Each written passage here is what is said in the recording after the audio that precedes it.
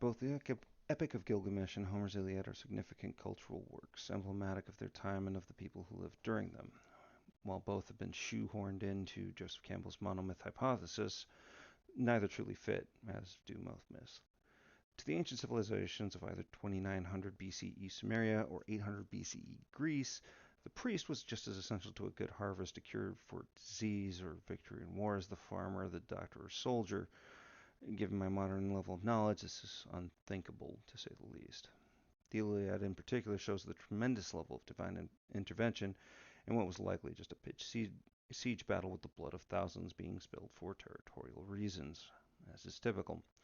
And also, while the polytheistic pantheon of divine beings in control of all aspects of reality is common between both civilizations, there's a reason Zeus, and more particularly his sex drive, has become a meme in pop culture. While modern audiences look at the myths of ancient civilizations and see fascinating stories about obviously hyperbolic and metaphorical characters, it is worth remembering that there were sacrifices, prayers, and entire civilizations based around the worship of these deities. In fact, tracing the roots of these myths, one can see the descent of an evolved flood myth from Sumeria to the Old Testament of Judea.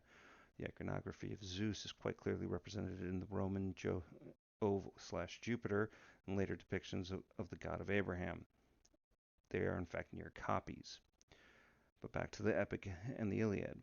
Both speak to a common thread of heroes being aided and thwarted by gods and goddesses.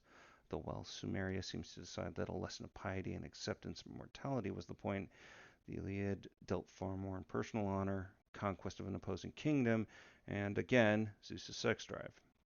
It's no wonder that for generations Zeus was viewed as the good god in most pop culture references, while historians and experts in mythology looked on in confusion and horror. To me, the lineage is clear of one myth to another, reflecting the culture that inspired the stories. However, today is different from 2,800 years ago. The rate of progression in culture, technology has outstripped the rate which myths are propagated by an almost incalculable number. The gaps in knowledge that gods spring from has been expanded by the knowledge of the greater universe and equally diminished by our understanding of it. We don't have Gilgamesh or Odysseus anymore. We have Instagram influencers and YouTube videos with 1,000 years of knowledge in an hour. And I don't know which one we need more of. In fact, the more I study history, from the separate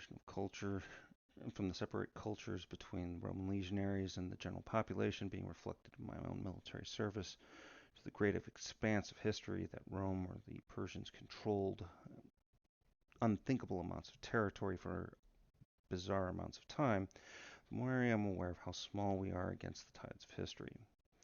However, as the philosopher Emperor Marcus Aurelius said, live a good life. If there are gods and they are just, then they will not care about how devout you have been, but will welcome you based on the virtues you have lived by.